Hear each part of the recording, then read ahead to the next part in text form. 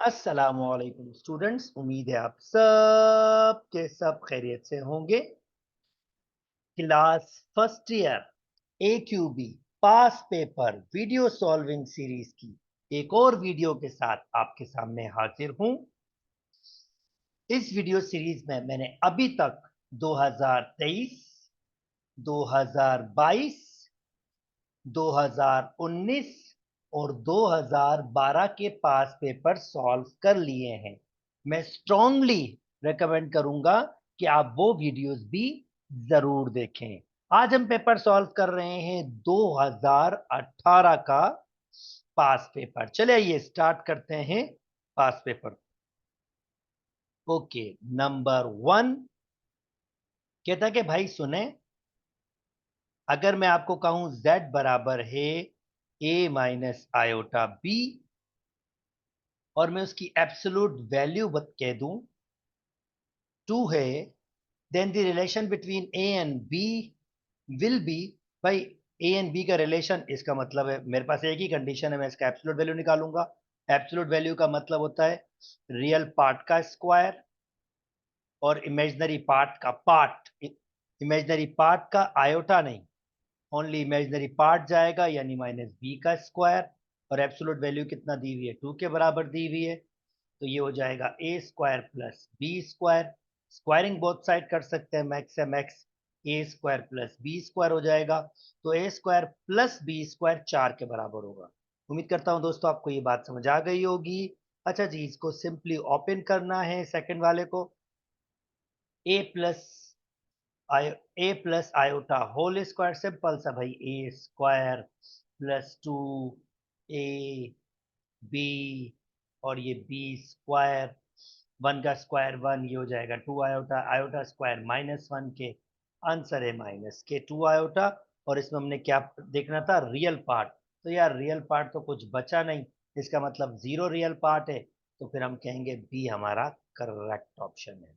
अच्छा जी, next move कर जाते हैं। कहते हैं यार अगर आपके पास होल कॉन्जुगेट हो, दो चीजें डिवाइड कर रही हो कॉम्प्लेक्स नंबर में और उन सब के ऊपर कॉन्जुगेट है, तो इनके इंडिविजुअल कॉन्जुगेट के बराबर होता है। यानी इसका भी कॉन्जुगेट कर लीजिए और इसका भी कॉन्जुगेट कर लीजिए, और आंसर आएगा 6 minus iota upon 5 plus iota, D आपका करेक्ट ऑप्शन है। उम्मीद करता हूं दोस्तों आपको बात समझ आ गई होगी। चलें जी नीचे चलते हैं। कहता है भाई the coefficient the coefficient of element of a third row and second column, third row and second column, इसको ऐसे लिखते हैं, थर्ड रो सेकंड कॉलम का कोफिशिएंट फाइंड करना है।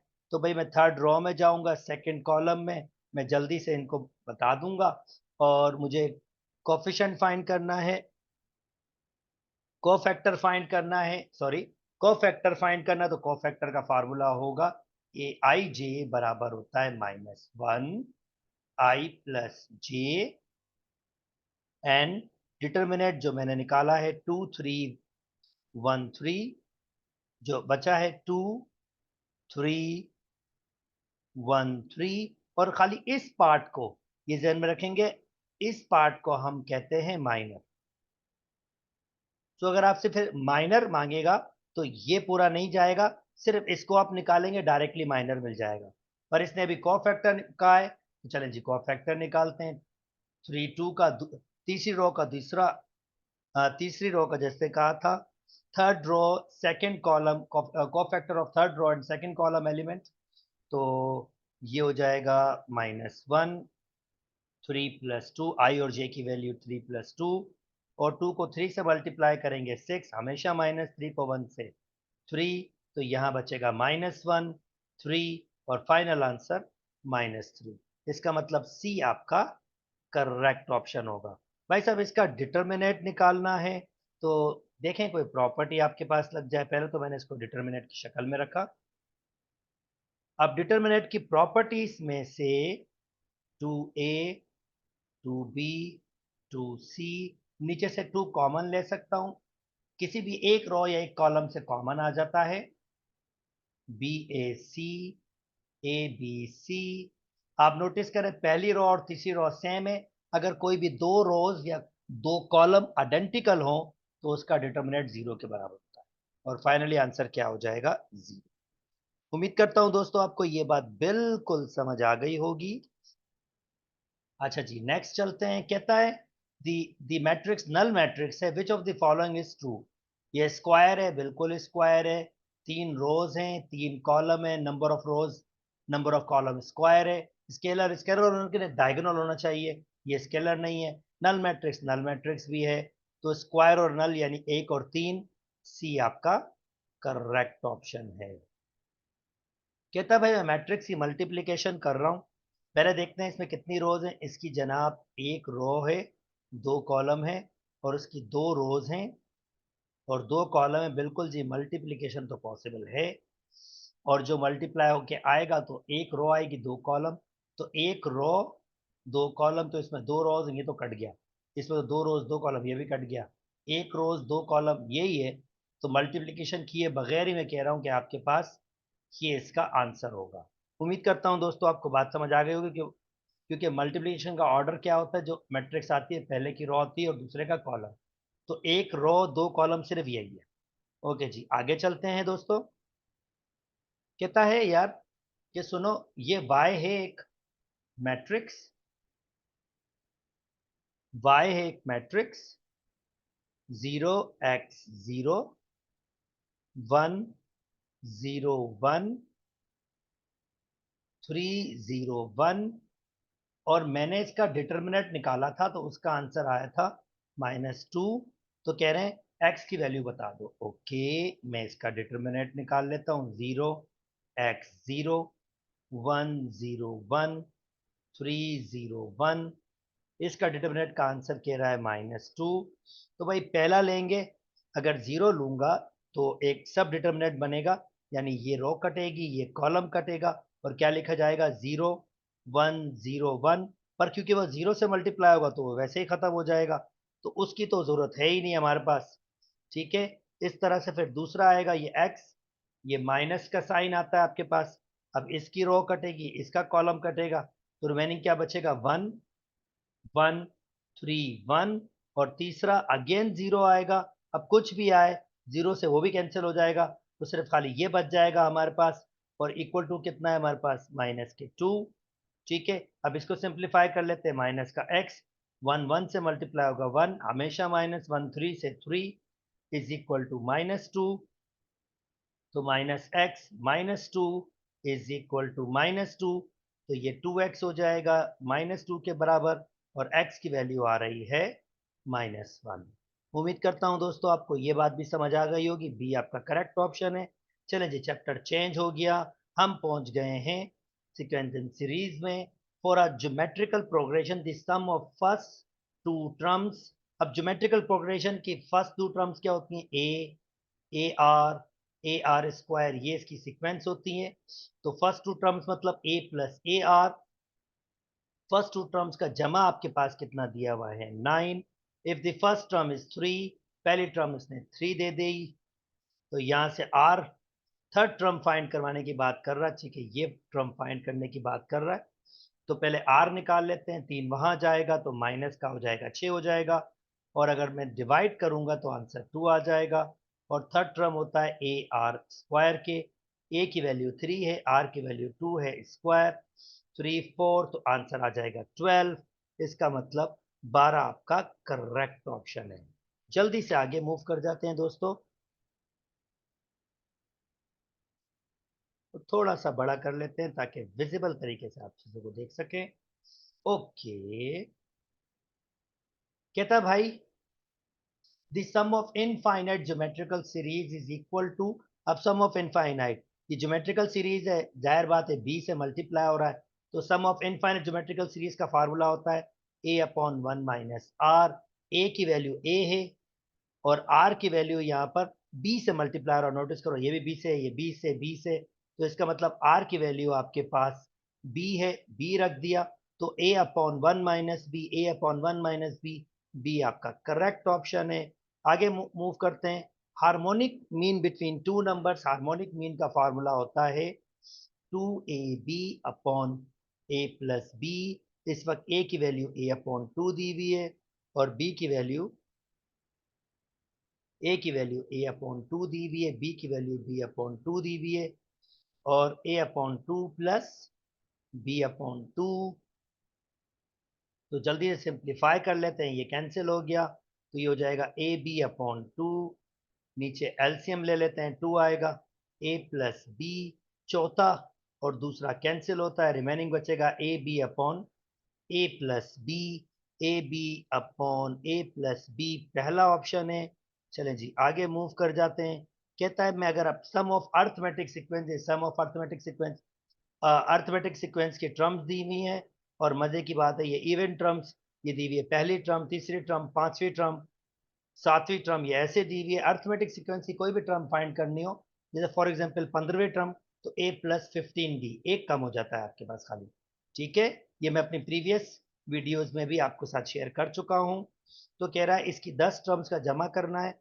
अब क्या ऐड हो रहा है, ये अर्थमेटिक सीक्वेंस आपके पास बिल्कुल है, आप नोटिस करें 2b जमा हो रहा है, फिर देखें तो 2b जमा हो रहा है, फिर देखें तो 2b जमा हो रहा है, 2b, यानी कि आर डी की वैल्यू 2b है, ए की वैल्यू आपके पास ए है, और डी की वैल्यू 2b है आपके पास। तो चलें अब 10वीं टर्म्स का सम फाइंड कर लेते हैं। तो S n sum of n terms बराबर होता है n/2, 2a plus n-1 D. तो ये 10वीं टर्म की बात हो रही है, यहाँ पर भी 10 आ जाएगा, 2 ए की वैल्यू ए ही रखी है, एन की वैल्यू 10-1, और डी की वैल्यू 2b रखी है। तो जनाब ये हो जाएगा 5, ये हो जाएगा 2a प्लस 9 को 2 से, ये 18b हो जाएगा। अगर इसको मल्टीप्लाई किया है तो इसको मल्टीप्लाई कर देते हैं, 10a प्लस 18 को 5 से मल्टीप्लाई करें जरा जल्दी से, कि भाई जब 18 5 से होगा तो आई थिंक 90 आएगा आपके पास।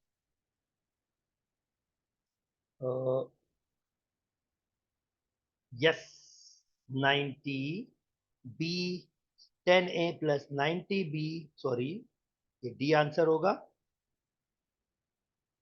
उम्मीद करता हूं दोस्तों आपको बात समझ आ गई होगी। जल्दी से the two geometric mean between 1/, अब दो ज्योमेट्रिक मीन्स इन दोनों के दरमियान, तो यार ऐसे करें, निकालने की जरूरत नहीं है, नंबर्स यहाँ इंसर्ट कर लें। अगर 1 और 2 होगा, फर्ज करते हैं 1 और 2 होगा, तो 1/2 से क्या मल्टीप्लाई करें, आपके पास 2 आए, ऑब्वियसली 2। 1 से क्या मल्टीप्लाई करें कि आंसर 2 आए, ऑब्वियसली 2। 2 से क्या मल्टीप्लाई करें कि आंसर 4 आए, ऑब्वियसली 2। तो ये फॉलो कर रहा है, इसका मतलब यही आपके पास इसका करेक्ट आंसर होगा। शॉर्टकट्स बहुत बेहतर है, यूज करें। Okay, the possible number of arrangement of a letter, कितने लेटर्स हैं, 1 2 3 4 5 6 7 8 9 10। तो ये होगा 10 फैक्टोरियल। अब रिपीट कितने हो रहे हैं, एस आपके पास हो रहा है 2 दफा, तो 2 फैक्टोरियल। एस के अलावा टी रिपीट हो रहा है 2 दफा, 2 फैक्टोरियल। और जनाब MAC कुछ और रिपीट नहीं हो रहा, इसका मतलब ये आपका करेक्ट ऑप्शन होगा। कोई भी वर्ड की आप अगर अरेंजमेंट करेंगे और वर्ड्स रिपीट होंगे, तो पहले टोटल डिजिट्स का लिखेंगे 10 फैक्टोरियल, यानी n फैक्टोरियल, और जो डिजिट रिपीट हो रहे होंगे उनको आप लिखेंगे R1 फैक्टोरियल, R2 फैक्टोरियल, और जितने भी होंगे वो सारे लिख सकते हैं। ये इसका बेसिक सा फार्मूला है। तो ए आपके पास करेक्ट ऑप्शन होगा। जल्दी से मूव कर जाते हैं दोस्तों, थोड़ा सा।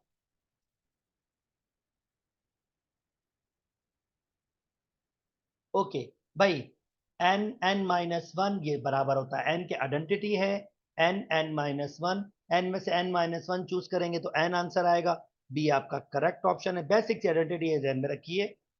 ओके जी, नेक्स्ट आपके पास कहता है बेक कंटेन 6 रेड, एक बेक है जिसमें 6 red, 5 yellow, 8 white, 6 black and 10 blue balls हैं।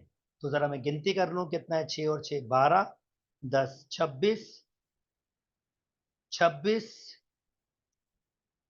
31 39 39 35 आई थिंक, 12 के 6 और 6 12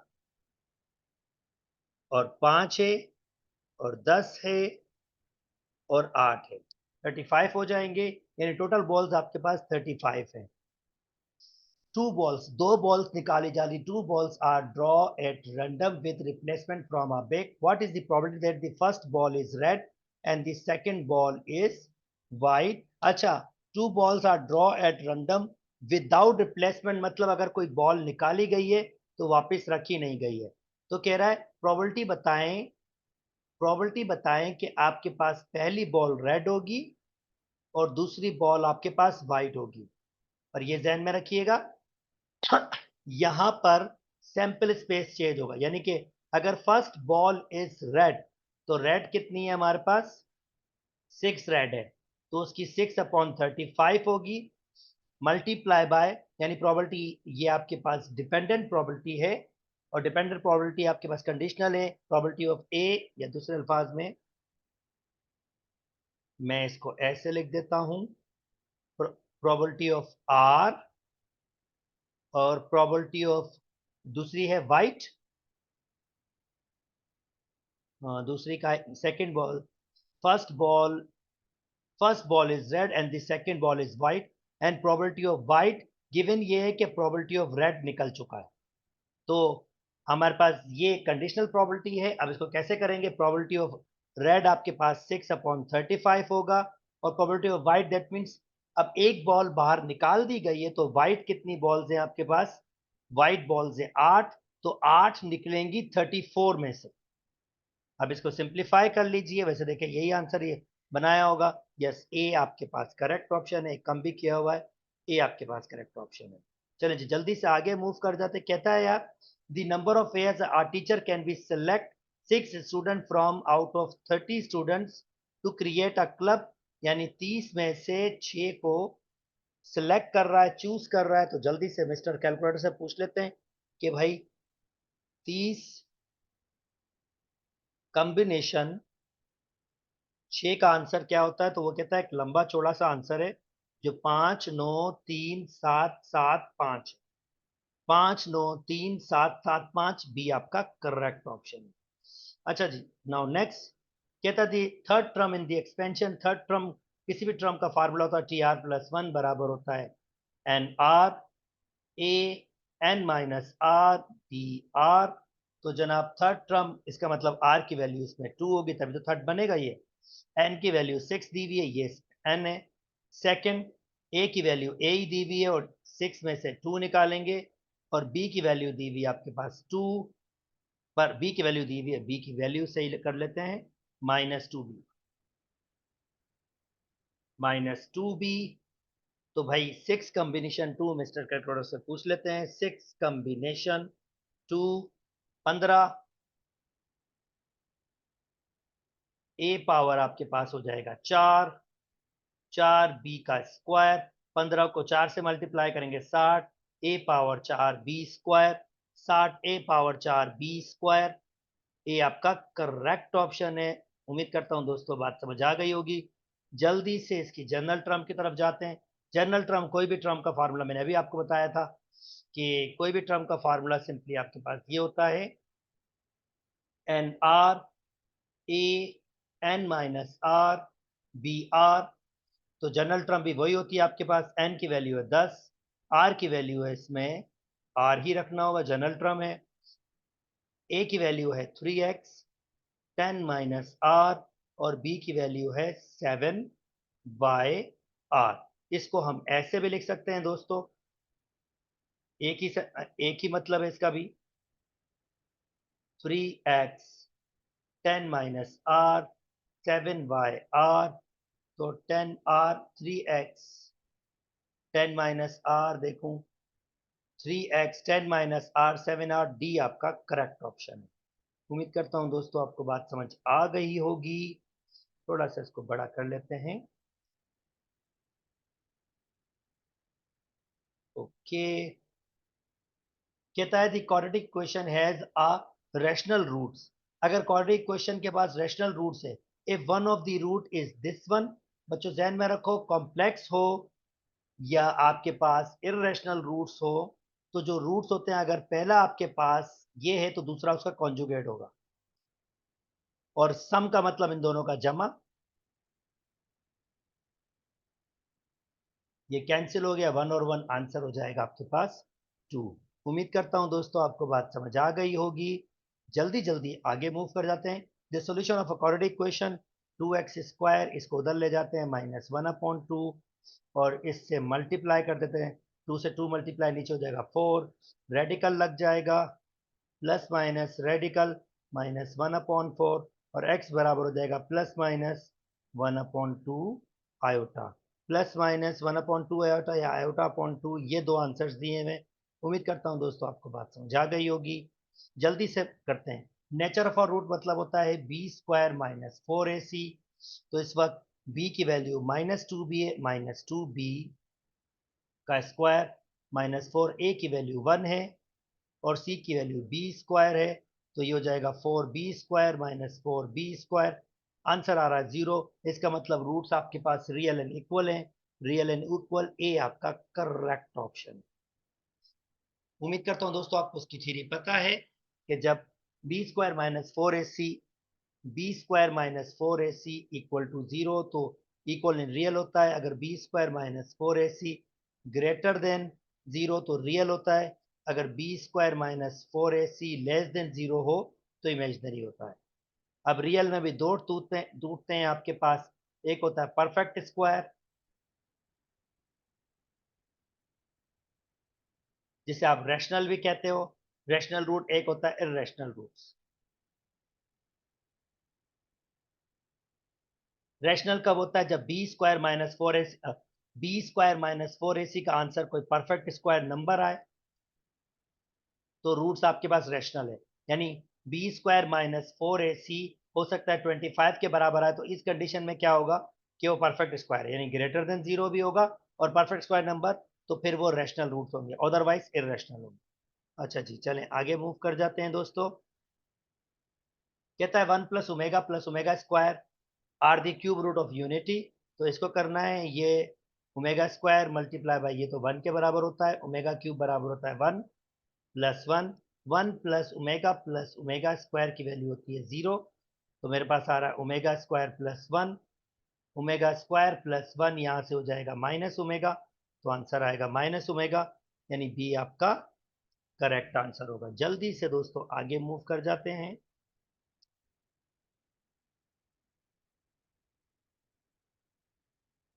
ओके, कहता है for a quadratic equation this one if the sum of a roots equal to product of the roots, sum of the roots मतलब -b/a is equal to product of the root मतलब c/a B C की value यही है, तो इसका मतलब -b is equal to c, या b + c is equal to 0 हो सकता है। तो b + c is equal to 0, A आपका करेक्ट ऑप्शन है। चलें जी आगे मूव करते हैं।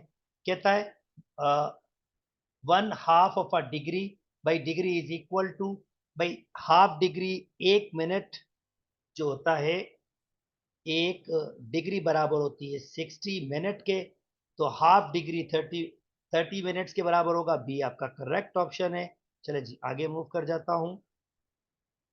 ओके, डिग्री मिनट सेकेंड, ये आप डायरेक्टली कैलकुलेटर में डायरेक्टली पुट कर सकते हो, नहीं तो अगर आप चाहो तो आपकी मर्जी है, फिर ये चला लो। अगर कैलकुलेटर आप पुट नहीं कर सकते हो, भाई 27 इसमें प्लस लिखिएगा, 30 को डिवाइड कीजिएगा 60 से, और फिर प्लस लिखिएगा, 45 को डिवाइड कीजिएगा 3600 से, और इनको सिंप्लीफाई कर लीजिएगा। 27 + 30 divided by 60 plus 45 divided by 3600, तो मेरे पास जो आंसर आ रहा है वो 27.512 है। 27.512 बी आपका करेक्ट ऑप्शन है। वैसे नॉर्मली कैलकुलेटर में ये आपके पास मौजूद है। आप 27, ये कुछ सैंपल होते हैं आपके पास ऐसे लगे होते हैं डिग्री, फिर ऐसे और ऐसे, ये सैंपल कैलकुलेटर में देखेंगे। तो अगर आपको डायरेक्ट निकालना हो तो आप डायरेक्ट निकाल सकते हैं, कैलकुलेटर आपको अलाउ किया जाता है। वैसे अब ये एसओलॉज में, इस बार तो एसओलॉज में चले गए, तो ये आपके पास ये जो ऊपर दो एसओलॉज एमसीक्यूज थे ये बनेंगे नहीं। क्योंकि ये दो एसएलओज अब आपके पास मौजूद नहीं है। बहरहाल डिग्री मिनट सेकेंड आप लिख सकते हैं। आप क्या लिखेंगे 27, फिर इस कैलकुलेटर में इस सिंबल को दबाएंगे तो डिग्री आ जाएगा। फिर आप लिखेंगे 30, फिर वापस इसको दबाएंगे तो मिनट आ जाएगा। फिर आप लिखेंगे 45 और वापस को दबाएंगे तो आपके पास सेकंड आ जाएगा। इक्वल टू का साइन दबाएंगे तो आंसर यही 27.512 आ जाएगा। उम्मीद करता हूं दोस्तों आपको बात समझ आ गई होगी। चलें जी, कहता है the terminal raw of a angle. अब ये बहुत सादा सा है। टर्मिनल रॉ मतलब ये 4 क्वाड्रेंट होते हैं, तो हर क्वाड्रेंट 90 के 90 का होता है। तो अगर पूरा एक चक्कर चलाना पड़ेगा इसको, क्योंकि ये रोटेशन हुई है, ये एंगल ऐसे बना हुआ है, ये 360 तक ऐसे है, फिर ये आपके पास 720 और ऐसे, फिर ये आपके पास 2360 जाएगा। तो ये कह रहा है ये एंगल बेसिकली किस क्वाड्रेंट पे होगा। तो सबसे आसान तरीका आप क्या करें, 323 60 को डिवाइड कर दें 360 से, तो आपको ये पता चल जाएगा कि इसके चक्कर कितने हैं, ये कितने चक्कर है आपके पास। तो मेरे पास आंसर आ रहा है 6 पॉइंट, ये मूव करता जा रहा है पॉइंट्स के बाद। खैर इसकी मुझे अहमियत नहीं है। इसका मतलब इसने 3 चक्कर लगाए, 6 चक्कर लगाए होंगे, 6 चक्कर, यानी एक, इस तरह से 6 चक्कर लगाए होंगे, 2, 3, 4, और उसके बाद फिर 0.5 आपके पास आ रहा है, तो ये वापस घूम के पहले क्वाड्रेंट पे आ जाएगा। यानी जब 6 चक्कर होंगे तो बेसिकली यहां तक आया होगा, वो ये यहां तक आया होगा। फिर ये 0.5 शो कर रहा है कि वो फर्स्ट क्वाड्रेंट के अंदर रहा होगा, फर्स्ट कॉर्नर। अब 0.5 है आपके पास, यानी आप इसको ऐसे यानी मैं इसको ऐसे कह सकता हूं कि मैं इसको लिख सकता हूं 360 मल्टीप्लाई बाय 6। यानी मैं इसको आप लिखने का स्टाइल आपको दिखा रहा हूं। 360 मल्टीप्लाई बाय 6 कितने हो जाते हैं, 360 मल्टीप्लाई बाय 6। दोस्तों आंसर आ रहा है 21,600। सॉरी, मैं वो ज्यादा वैल्यू की बात कर रहा था। और कितना आपके पास देगा 0.5 यानी 5। तो फिर क्योंकि 360 से करा था उसका आधा आएगा, ये पहले क्वाड्रेंट पे नहीं आएगा, इसको मैं ठीक कर लेता हूँ। बल्कि बेहतर है 360 से डिवाइड मत करें, इसको 90 से डिवाइड कर लें, जरा वो आसान हो जाएगा। 2360 डिवाइडेड बाय 90, तो मेरे पास आंसर आ रहा है 26। अब ये ज्यादा आसान क्यों होगा इसको भी एक्सप्लेन कर देता हूं। और 360 वाला वर्किंग क्यों नहीं कर रहा, क्योंकि पूरा एक क्वाड्रेंट, वो पूरा एक रोटेशन की तरफ जा रहा है। अब ये अगर क्वाड्रेंट पे देखना है तो 90 का एक क्वाड्रेंट होता है, ये करना जरा आसान है। अब 26.2 आ रहा है, इसका मतलब उसने 26 उसने 26 आपके पास लगाए होंगे। मैं उसको ऐसे कह देता हूँ 26 क्वाड्रेंट आगे गया होगा, 1, 2, 3, 4। और अगर मैं 26 को भी देखूं तो 4 को 26 डिवाइडेड बाय 4, तो 6 दफा उसने घूम लिया होगा आपके पास। और ये गालिबन शायद सेकंड क्वाड्रेंट आ रहा है। खैर मैं इसको ऐसे भी लिख सकता हूँ 26 मल्टीप्लाई बाय 90, 26 मल्टीप्लाई बाय 90, तो और कितना 2340, और ये 20 डिग्री। यानी ये जो भी आपके पास 24 तक तो ये पूरा यहां तक चलेगा। 25 26 ये आ रहा है और ये थर्ड क्वाड्रेंट पे आएगा। यानी देखें 24 तक, क्योंकि 4 4 का है ना, तो 24 तक तो ये फोर्थ क्वाड्रेंट पे चलेगा। फिर 25 ये रहा, 26 ये रहा, और 20 डिग्री ज्यादा, तो ये थर्ड क्वाड्रेंट में आ रहा। यानी इसका आंसर सी होगा। थोड़ा एनालाइज करने में देर लग गई, और अब आई होप आपको एक आइडिया आ गया होगा कि इसको 90 से डिवाइड करके किस तरह से चलाते हैं। ओके, जल्दी जल्दी आगे मूव कर जाते हैं।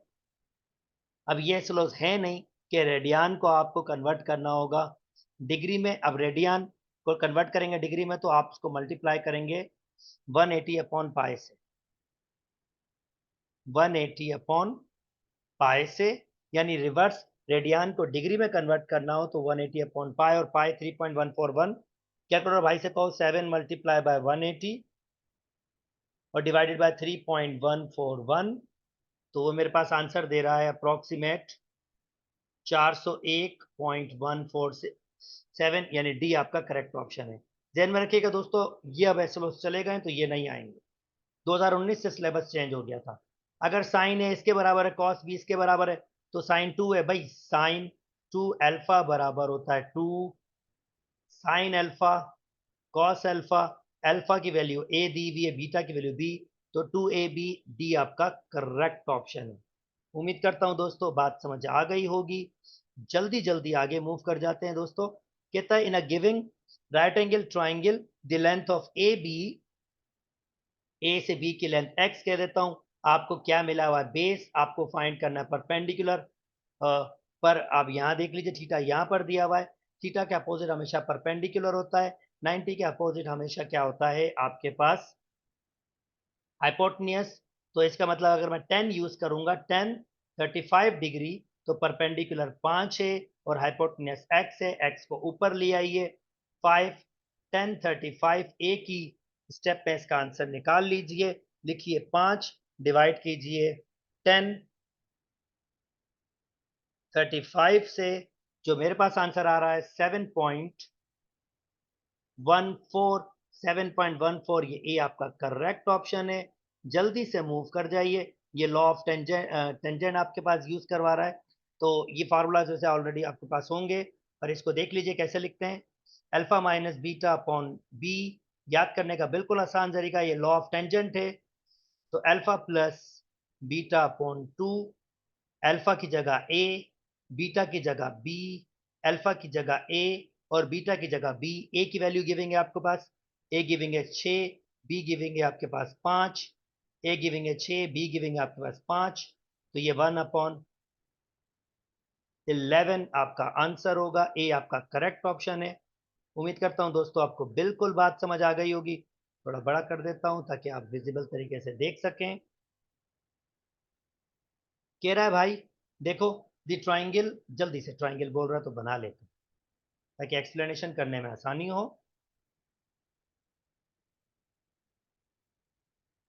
कहता है triangle A B C, the side of a triangle A B C, a triangle A B C, A के अपोजिट स्मॉल ए फर्ज करते हैं ये 6, बी के अपोजिट स्मॉल बी ये 5, सी के अपोजिट स्मॉल सी ये 7 है, और इसका एरिया दिया हुआ है, ये एरिया, एरिया को डेल्टा से रिप्रेजेंट करते हैं, वो दिया हुआ है 6 radical 6। Then the circum radius of the circle associative this triangle. Circum radius क्या होता है, इसके बाहर एक सर्किल बनता है, ये सर्कम सर्किल होता है, और इसका जो रेडियस होता है उसको हम आर से रिप्रेजेंट करते हैं, वो सर्कम रेडियस होता है। और आर बराबर होता है a B c upon 4 delta के। ए की वैल्यू 5, बी की वैल्यू 6, 5 6 7, 4 डेल्टा की वैल्यू 6 रेडिकल 6, 6 से 6 कैंसिल कर दें। जल्दी जल्दी इसका आंसर निकाल लेते हैं दोस्तों।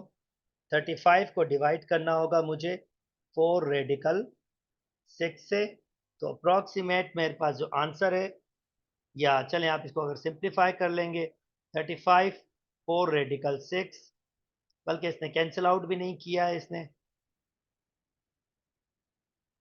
ये 24 एक ही में है, 24 दिया हुआ है तो ये 210 ही होना चाहिए। इसने सिंप्लीफाई नहीं किया, चलें ठीक है। 5 मल्टीप्लाई बाय 6 मल्टीप्लाई बाय 7, तो ये 210 ऊपर और नीचे 24 रेडिकल 6, इसका मतलब सी आपका करेक्ट ऑप्शन है। चलें जी जल्दी जल्दी मूव कर लेते हैं दोस्तों। ओके भाई, आपके कहता है the domain of a trigonometric function cot, cot की डोमेन होता है आप रियल नंबर में से माइनस करते हो ऑड मल्टीपल, कॉट बराबर होता है cos theta upon sine theta, और जहां जहां आपके पास साइन जीरोस होते हैं वहां उसको निकालना होता है, और साइन जीरोस कहां होते हैं, यहां जीरोस होते हैं आपके पास 2n+1 अपॉन 2, यानी ऑड मल्टीपल n अपॉन 2 पाई ऑड मल्टीपल होते हैं आपके पास। तो इसका मतलब माफ कीजिएगा, इसका मतलब डी आपका करेक्ट ऑप्शन होगा। यानी कह रहा है तमाम रियल नंबर जिसमें से ये नंबर्स निकाल दो, क्योंकि ये नंबर्स आपके पास साइन के जीरो होते हैं, और कॉट क्या होता है, कॉट थीटा बराबर होता है cos theta upon sine theta, तो जहां साइन जीरो होगा ये अनडिफाइंड हो जाएगा, इसी वजह से ये नंबर निकाल रहे हैं। उम्मीद करता हूं दोस्तों आपको बात समझ आ गई। पीरियड आपके पास, पीरियड के लिए ये नंबर होता है, कॉस का नॉर्मल पीरियड होता है 2 पाई, और जहां पर ये नंबर हो, यानी ये एक्स के साथ, ये कोई भी थीटा के साथ मल्टीप्लाई कर रहा हो, इसको डिवाइड में रखें, ये आपका पीरियड होगा। 2 पाई अपॉन 5 सी आपका आंसर है। कहता है tan थीटा -1 के बराबर है, तो इसमें से वैल्यू बनाए। वेरी सिंपल, अगर इसमें से वैल्यू बना रहे tan, तो भाई tan आप 135 डिग्री -1 के बराबर होता है। ये 0 डिग्री, ये 45 डिग्री है, ये 90 डिग्री है, और ये 135।